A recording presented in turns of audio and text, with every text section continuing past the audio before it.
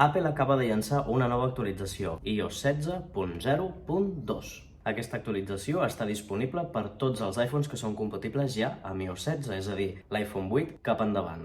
Us haig de dir també que fa uns dies va sortir iOS 16.0.1, la versió anterior, una versió exclusiva pels iPhones 14 i 14 Pro per solucionar els problemes previs del llançament. Així que si us en compreu un, veureu que heu d'actualitzar immediatament. Però anem amb aquesta nova actualització, la 16.0.2. És una actualització molt important perquè soluciona un munt d'errors que venen de la versió inicial d'iOS 16. El primer error que soluciona és molt molest i està relacionat amb el copiar i enganxar amb diferents aplicacions. iOS 16 incorpora una funció en què et demana permís quan vols enganxar un contingut d'una aplicació en una altra. Però, per culpa d'un error, aquest permís salta constantment en alguns usuaris. Apple ha dit que no és normal i que amb aquesta actualització quedarà resolt. Un altre problema bastant important, s'ha vist molt a xarxes socials, està relacionat amb les càmeres dels 14 i 14 Pro. There's something wrong with the camera.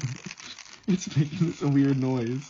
El que fa, bàsicament, és que l'estabilitzador vibri de tal forma que soni molt, molesti i els vídeos quedin completament inservibles. Això és directament problema del sensor d'estabilització òptic, una peça que mou la càmera per tal de que la imatge es vegi estabilitzada. I en aquest cas Apple ha dit que ho ha resolt amb aquesta actualització. A part d'això, també hi ha un problema amb persones que intentaven activar FaceTime o iMessage, no els deixava i quedaven en un bucle constant i no podien acabar de configurar el seu iPhone. També ens hem trobat amb aplicacions que no acaben de funcionar, és a dir, que peten al cap d'uns segons, es tanquen soles, i també que el telèfon es reinicia sol aleatòriament. Un altre que aquest em va passar fa uns dies, això sí que és veritat, és que hi ha persones que se li sobreposen aplicacions i que el centre de control queda completament desordenat de tal forma que no el pots utilitzar. Ara bé, molts usuaris s'estan queixant de la bateria i és que diuen que des de que han actualitzat iOS 16 la bateria dels seus iPhones els hi dura